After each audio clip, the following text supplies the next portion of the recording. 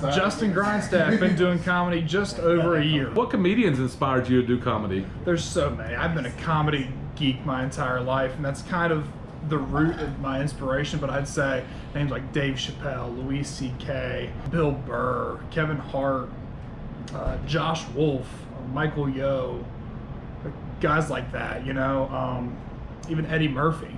What inspires you to write jokes? Like, what's your inspiration writing jokes? How do you find that? To write jokes comes from a place where I like to call out the hypocrisy in things, and I see things that are wrong, and I'm like, well, I can't just be a guy who goes out and criticizes these things within my day-to-day interactions. So what's my outlet to do so? It's comedy, and that's kind of where I find a release in that sense. To criticize some things that I think deserve criticism, but you can't do that in a socially acceptable way in the real world. Do you have any kind of like rigid writing schedule or anything like that you sit down and actually write jokes like for this long days or anything like that? Only sometimes. So the way I go about my writing process is I'll get an idea, and these ideas come to me through all phases of my life, but some of the more common places I'll get them are, you know, when I'm doing something that requires focus but yet a completely numb mind all at the same time, like in the shower, while I'm laying down for a nap in the middle of the day, like right before I fall asleep or after I wake up, in the morning right after I wake up, or at night right before I fall asleep. Driving especially, it's like I gotta hold on to this idea before I get into my driveway, else I'm gonna lose it. And then it'll go into a document on my phone. And something I've learned as I've progressed as a comedian is that you need to hash out as many details as you can about that joke as soon as possible, because that's where the real gold mines are found in tags and punchlines.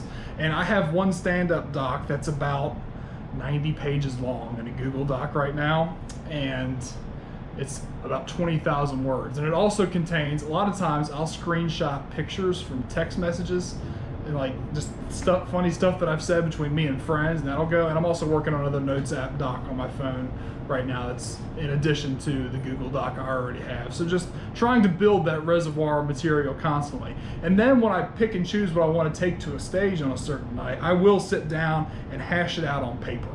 And that's kind of my process, and just revise. And one of my favorite things I've heard is comedy isn't written, it's rewritten. And just rewriting, and just constantly tightening that set to make it that quality content that we want. If you just seen a brand new comedian get up on stage for the first time and bomb, what advice would you give him after the show? Do not quit. Do not quit. I can tell how apt a comedian is for comedy after his first time based on how bothered he is by bombing. If he's cool, calm, collected, doesn't care that he bombs, I'm like, he's gonna figure it out. Yeah. He's gonna figure it out. If he's flustered and freaking out, almost kind of like the way I was the first time I bombed, but like I knew how to manage it. But I've seen guys that are just so cool after they bombed for that first time, and I'm like, that guy's got it. He can do it. He's gonna figure it out because he's not fazed. What's it feel like bombing? I've really only eaten it one time, just completely eaten it. I've been not great before, but I just completely eaten it. And it was similar to that of what Sebastian talked about earlier. I invited 7 friends out to Girls Burritos to come watch me.